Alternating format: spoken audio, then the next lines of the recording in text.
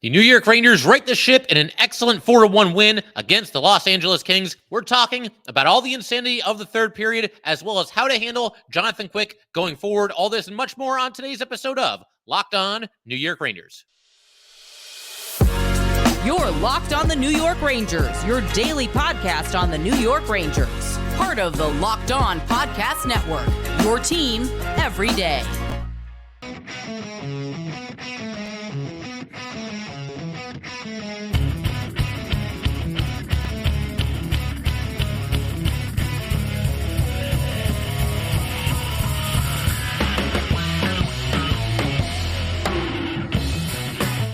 Welcome back, Blueshirts fans, to episode number 959 of the Locked On New York Rangers podcast. I'm your host, John Chick. Just want to thank you guys, as always, for making Locked On New York Rangers your first listen every day. We are free and available on all platforms, including YouTube. And that intro song is, of course, Leave the Lights On from our good friends in Pacifier. You can check those guys out anywhere you get your music.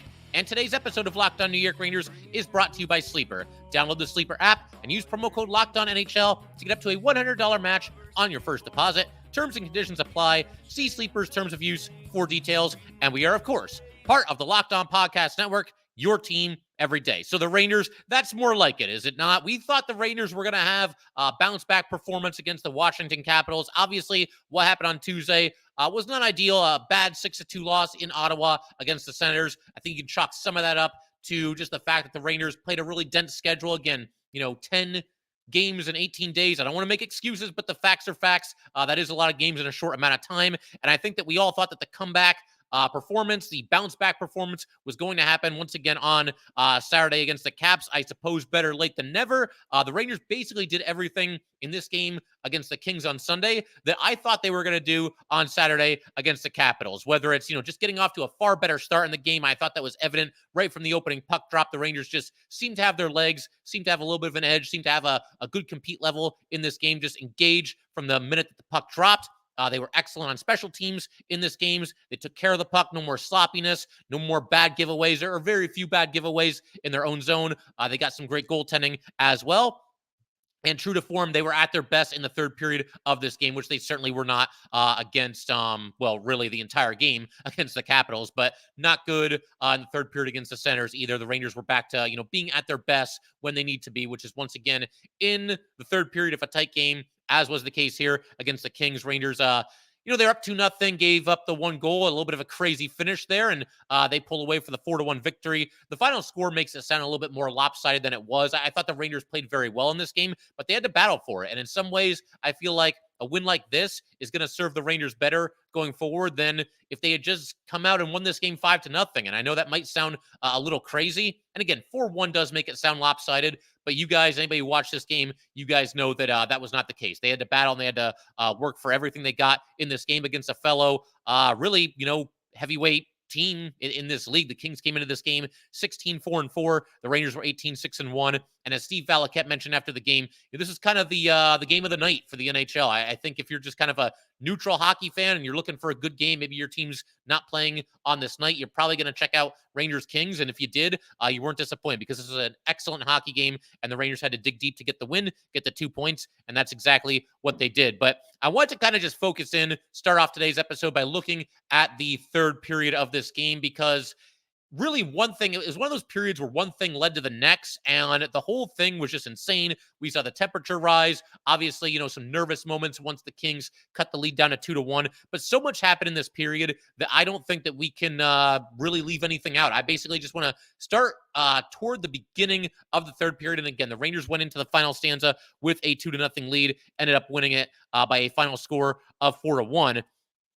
But, you got to give the Rangers a lot of credit here because it really hit the fan. There were a whole bunch of penalties. There were misconduct for each team, some pushing and shoving and some nastiness after the whistle on several occasions. This game got a little nuts down the stretch here, and especially after the Kings cut the lead down to 2-1. There's about 12 minutes or so to go in the game when that happened.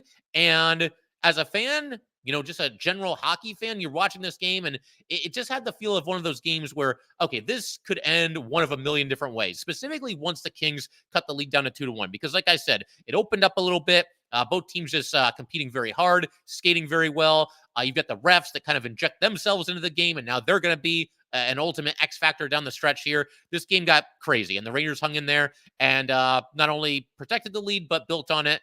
They were very opportunistic down the stretch. But thing I loved about this, right after the Kings scored that goal to knock it down to 2-1, loud "Let's go Ranger" chants from the Garden faithful. Obviously, they're into this team, and they should be, and they recognize the importance of this game. You don't want to let things spiral out of control for too long. They've lost their last two coming into this one, and again, the intensity was there. The fans brought the intensity too, and they were just really, really invested in this game, and I think maybe even helped propel the Rangers to get the 2 points in this contest here. So, like I said, want to go ahead and highlight a bunch of different things that happened in the third period.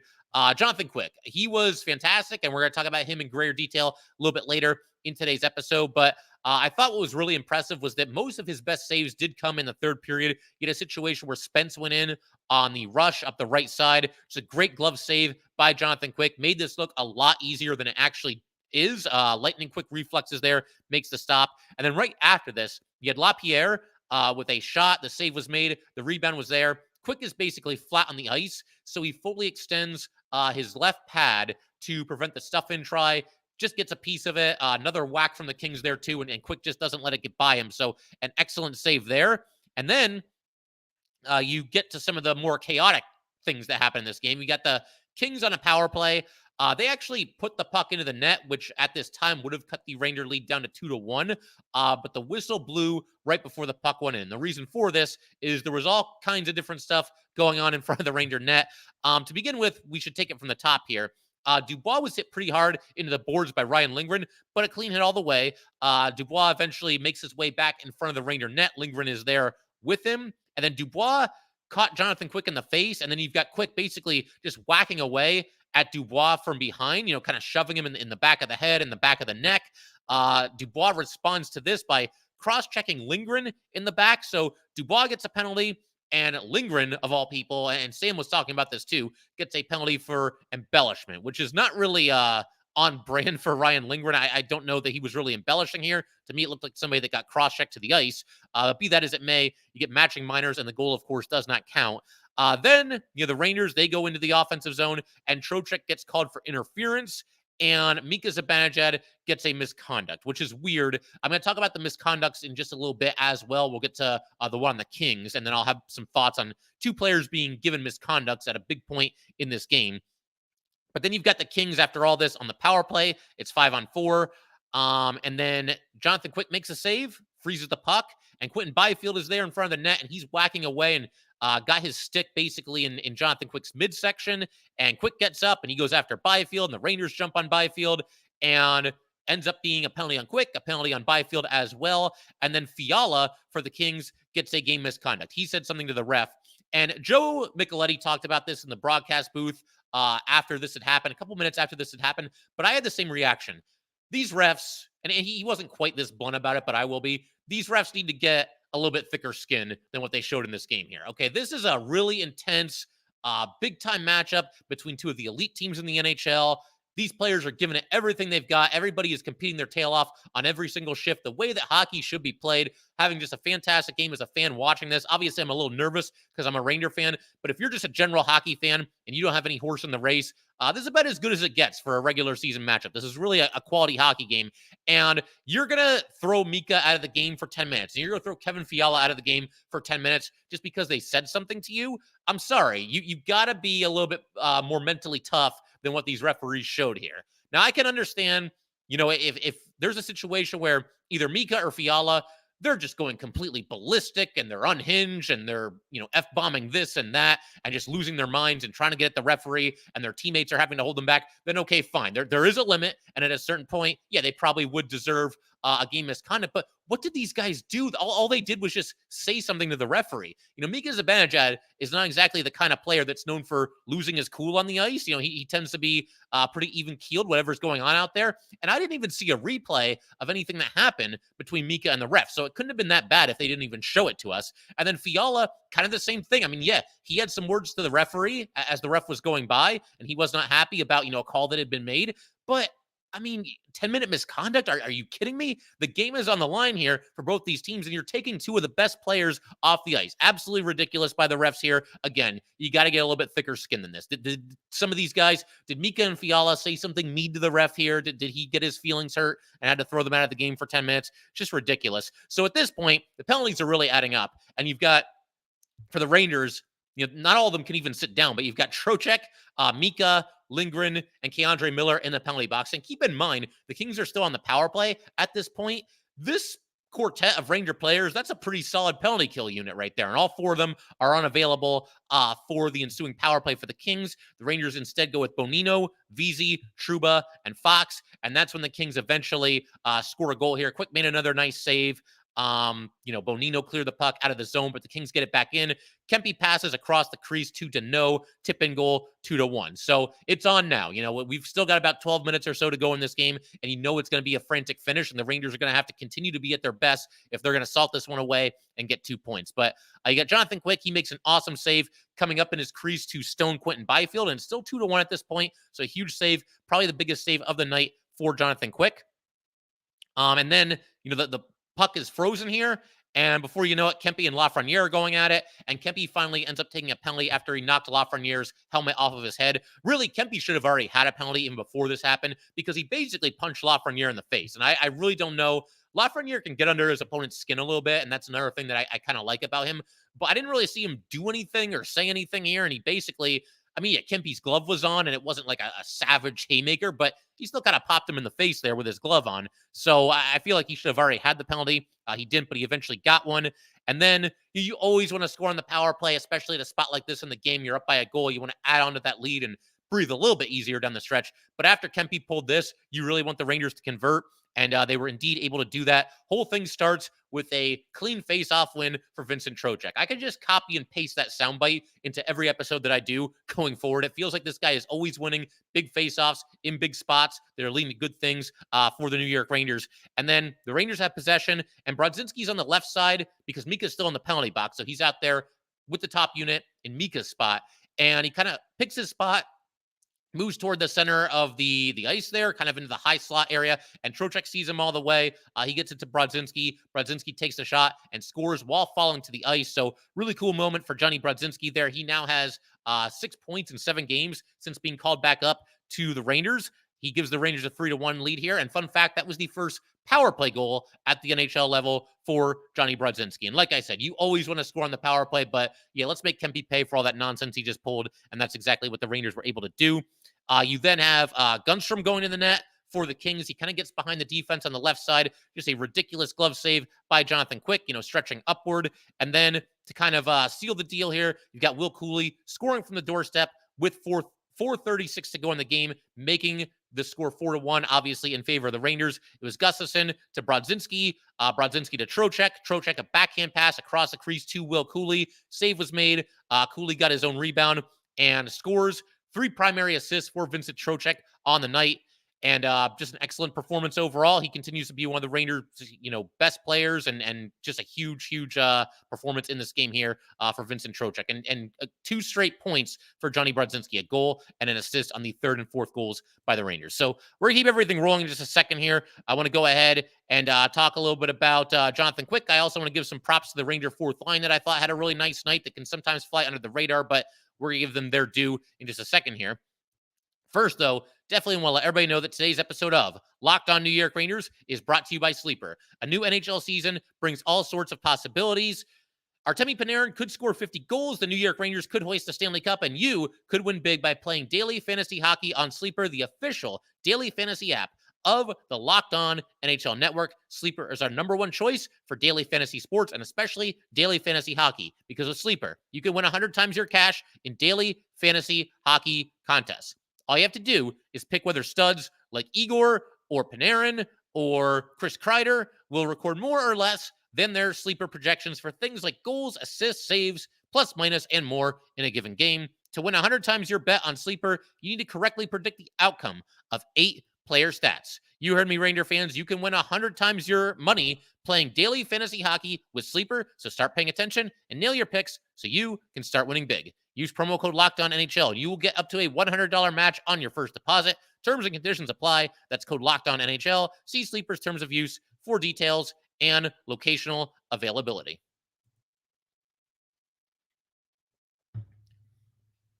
All right. Also, want to let you guys know that Locked On has launched the first ever national sports 24/7 streaming channel on YouTube. Locked On Sports Today is here for you 24/7, covering the top sports stories of the day with the local experts of Locked On, plus our national shows covering every league. Go to Locked On Sports Today on YouTube and subscribe to the first ever national sports 24/7 streaming channel. All right, so big shout out to the everydayers. Thank you guys, as always, for tuning in. Up next for the Rangers on the schedule is the Toronto Maple Leafs. Probably going to have another episode between now and then. We'll see what we get into. Definitely looking forward to that. I'm going to keep everything rolling here, though. I want to give some props to the Ranger fourth line.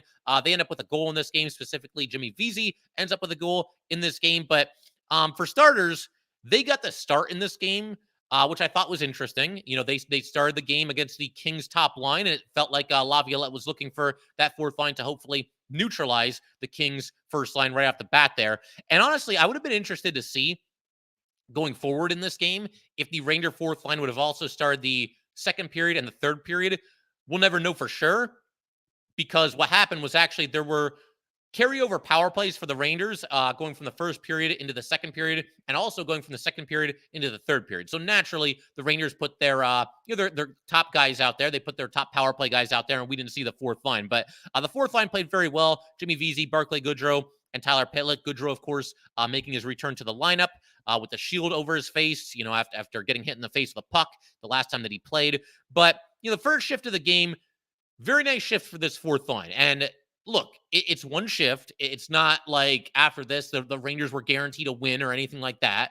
It's going to launch the Rangers onto a 10-game winning streak or anything along those lines. But you consider the fact that the Rangers recently, slow starts have been something of an issue for them. The game before this, they gave up a goal less than a minute into the action. I think Laviolette's done with that. He wants to put the fourth line out there, get some grit on the ice right from the opening faceoff, and they got that on this first shift here and really throughout the game. But this first shift, the Kings won the faceoff.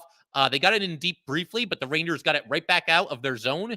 And the rest of this shift for the fourth line for the Rangers, all of it was spent in the Kings zone. You had Vesey and Goodrow. They got to work on the forecheck right away after the Rangers dumped the puck.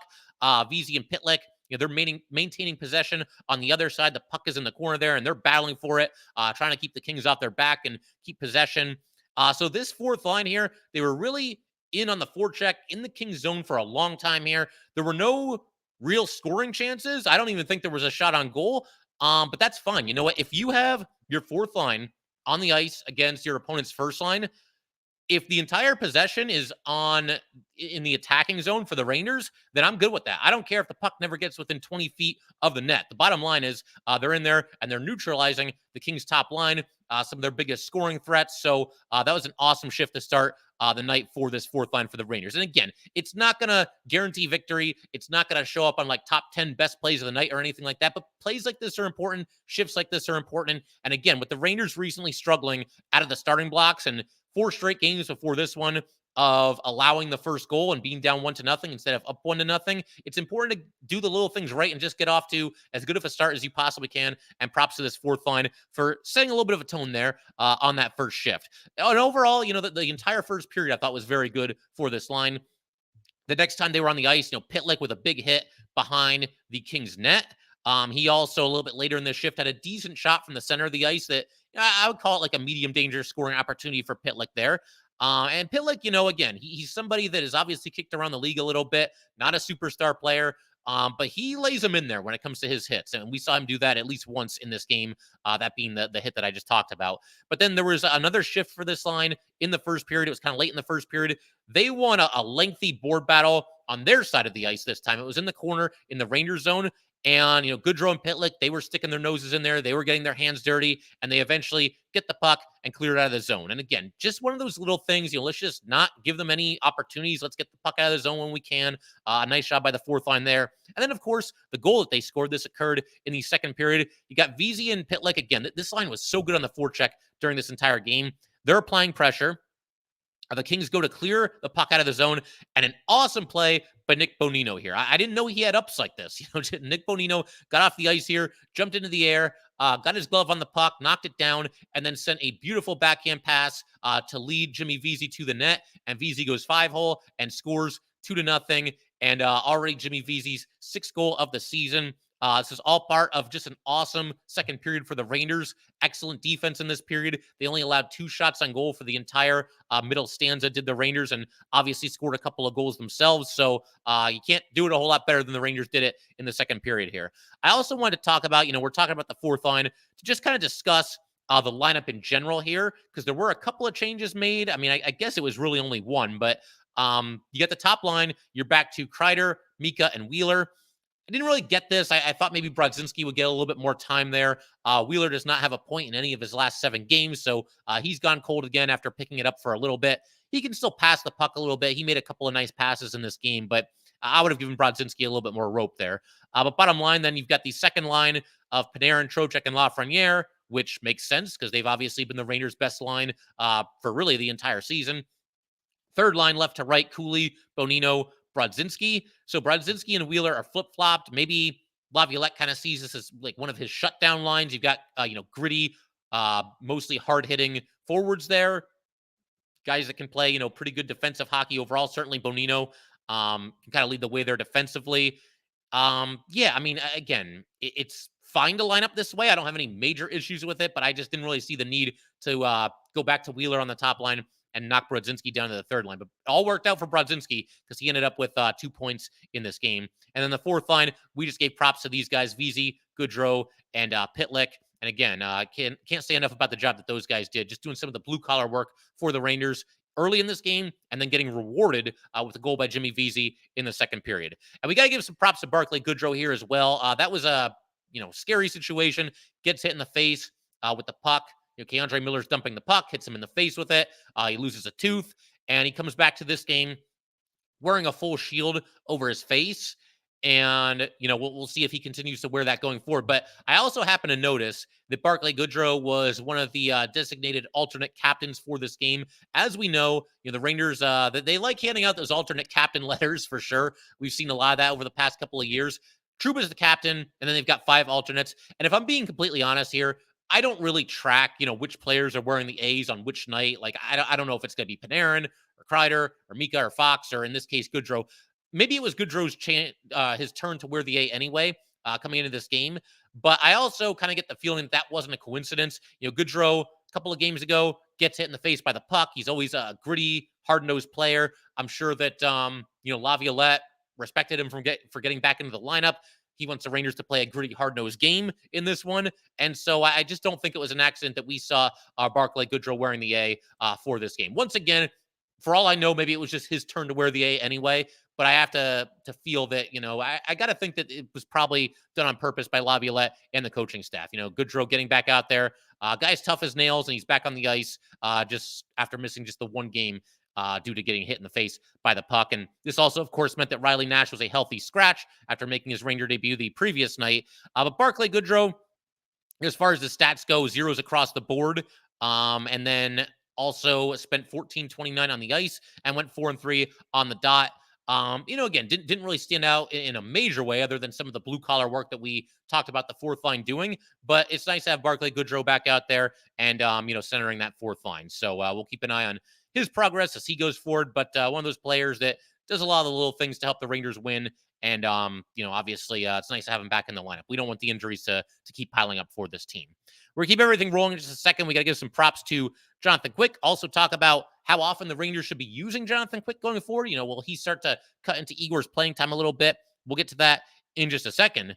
First, though, definitely want to let everybody know that today's episode of Locked On New York Rangers is brought to you by eBay Motors. Passion, drive, and patience. What brings home the winning trophy is also what keeps your ride or die alive. eBay Motors has everything you need to maintain your vehicle and level it up to peak performance. From superchargers, roof racks, exhaust kits, LED headlights, and more, whether you're into speed, power, or style, eBay Motors has got you covered. With over 122 million parts for your number one ride or die, you will always find exactly what you're looking for. And with eBay Guaranteed Fit, your part is guaranteed to fit your ride every time or your money back. Because with eBay Motors, you are burning rubber and not cash. With all the parts you need at all the prices you want, it's easy to turn your car into the MVP and bring home that win. Keep your ride or die alive at ebaymotors.com. Eligible items only. Exclusions apply. eBay guaranteed fit. Only available to U.S. customers. All right, let's go ahead and keep everything rolling here. So, Jonathan Quick, I mean, what do you even say at this point? He's just off to an absolutely stellar start to the season. He comes up big in this game. We already covered most of his best saves because, we went through the third period in great detail, and most of his true highlight reel awesome saves did occur in the final 20 minutes there, but he was awesome the entire night. Ends up with 25 saves on 26 shots. And to kind of build on what I just said, I think what he did in the third period is made all the more impressive by the fact that he wasn't tested that much in the first 40 minutes. A couple of nice saves here and there, but the really, truly stellar saves that came in big moments in this game, they all occurred in the third period. And to kind of have a little bit of an easy night up to that point and then be under fire a little bit in the third period when this game picked up in intensity and the temperature rose and everything like that, there was chaos in his crease. For him to stand tall like he did, very, very impressive from Jonathan Quick. And in his 9 starts so far this season, Jonathan Quick is now 8-0-1.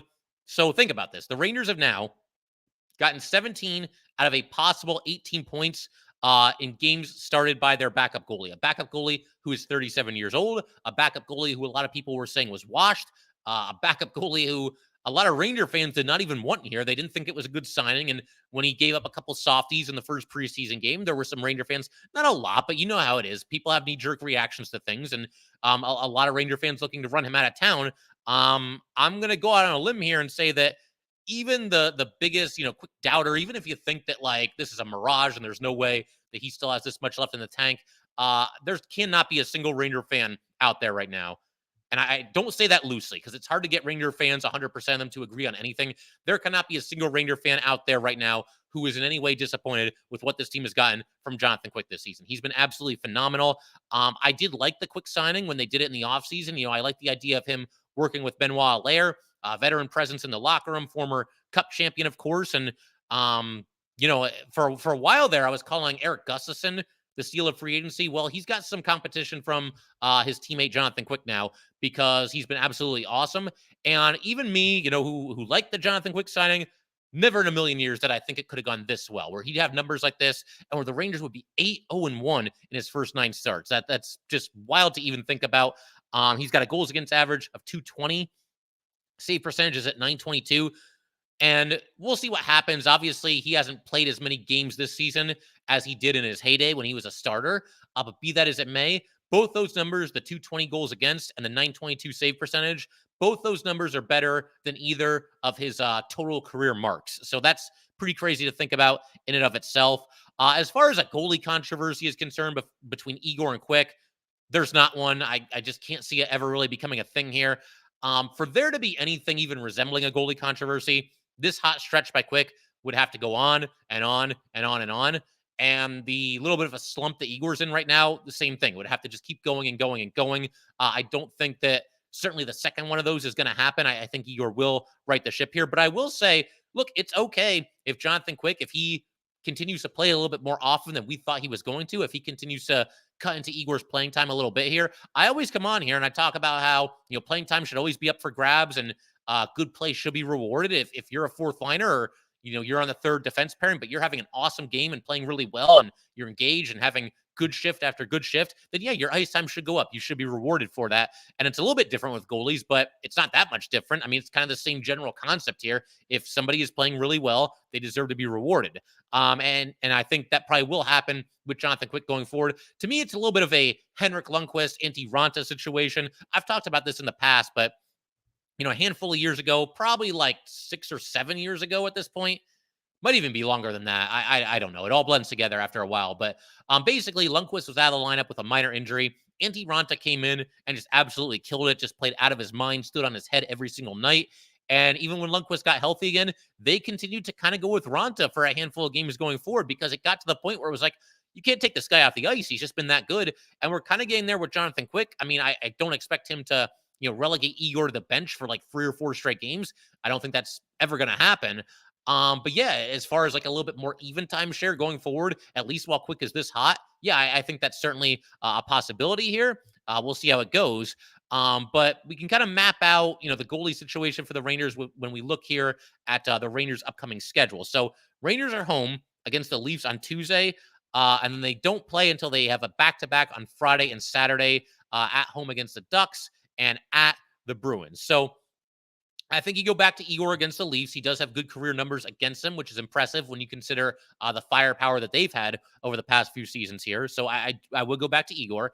Then I'm going to put Jonathan Quick out there against the Ducks, the first game of the back-to-back, and kind of continuing the alternating, so to speak. And then Igor should be back out there for the heavyweight matchup against the Bruins. Rangers-Bruins, we don't want to get too far ahead of ourselves here, but they have been the two best teams in the Eastern Conference so far this season. Rangers got them earlier this year, and I just like the idea of the Rangers going with their best possible lineup and going with their franchise goalie. Let's not let Igor, he doesn't strike me as somebody that lacks confidence, but I don't want to see him sitting on the bench for what is, again, a matchup of two of the elite teams in the NHL. We know when the playoffs roll around, very, very likely it's going to be the Igor show night in and night out. There's even a chance the Rangers play the Bruins at some point in the playoffs. And again, we'll cross that bridge if and when we get there. A lot of things have to happen between now and then. But yeah, I like the idea, once again, of going with your franchise goalie for the heavyweight matchup against the Bruins. But then after that, if you want to go back to Jonathan Quick for the game after that, which will be at Toronto, they play Toronto twice in a short time span here, but I'm good with that too. Again, you owe it to yourself, you owe it to your players. When somebody's playing this well, you have to reward the strong play with additional time on the ice. And in the case of the goalie, that obviously means extra starts. So again, it's a situation to monitor going forward. As far as like a true goalie controversy, no, there isn't one. But in terms of mixing Quick in a little bit more often, yeah, I think that is something that can and probably will happen going forward here. So figure we could pretty much call it there. The only thing else that I want to mention, this is kind of an interesting situation because Chris Kreider right now is sitting on 499 career points. He's been looking for that 500th point the last couple of games here. And Panarin, when he got an assist in this game, that got him up to a career total of 699 points. So, and by the way, with Panarin, he had that lengthy point streak to start the season where it was 15 games or whatever it turned out to be, 15 straight games with a point to start the season. Another streak that Panarin still has going, though, he has at least 1 point in every single Ranger home game this season. So we'll see how long he can keep that going. But knowing that Kreider's at 499 and that Panarin's at 699, it kind of got me thinking, like, it'd be pretty cool if, like, maybe on a power play, because, even strength, they're usually not on the same line. Maybe on a power play, you get Panarin setting up Kreider for a tipping goal, and then on the same goal, Kreider hits 500 points, and Panarin hits 700 points. That'd be a pretty cool moment, and the only question then is who gets the puck, right? And I feel like knowing that the two of them are, I don't know them personally, but you know what I mean. There'd probably be a situation where they're both insisting that the other one take the puck. We'll see. We'll see how the whole thing shakes out. But I think that would be pretty cool to see Kreider and Panarin both at, very impressive milestones on the same goal. And it's something that could very easily happen. Like I said, it would probably have to be the power play. But if it happens, it'd definitely be a pretty cool moment this season for the Rangers. And then one last thing I wanted to mention quick, the alternate jerseys, talked about them not too long ago. The dark navy blue with the big Ranger shield on them. They're fine. I don't see anything like egregiously wrong with them. In some ways, anytime teams come up with these alternate jerseys, it is a way to just kind of sell more of them. So I do think that's something of what's going on here. But they're fine. They don't really stand out that much one way or the other. By the time it got to the second period, I was used to it and didn't even think about it again. They played it kind of safe as far as alternate jersey designs are concerned, did the Rangers. But the thing I care about the most is they're 1-0. They're 1-0 in these jerseys. If the Rangers broke out the Lady Liberty jerseys against the Kings, they would have lost this game. I'm exaggerating a little bit, but that's how it started to feel with those Lady Liberties. So I'm glad that, they're going with something a little bit different this year. And even fans that, maybe weren't really feeling these jerseys, just want to see them wear their typical home jerseys. Well, at least they're 1-0. So we'll see what kind of luck these new jerseys bring to the Rangers this season. But that will do it for today, guys. Once again, if you'd like to get in touch with this podcast, please send an email to lockedonnyrangers@gmail.com. Once again, that is lockedonnyrangers@gmail.com. Definitely give us a follow on Twitter as well, at @LO_NY_Rangers. Once again, that is at @LO_NY_Rangers. And definitely subscribe to the Locked On New York Rangers YouTube channel. Thanks again, guys. I will see you next time.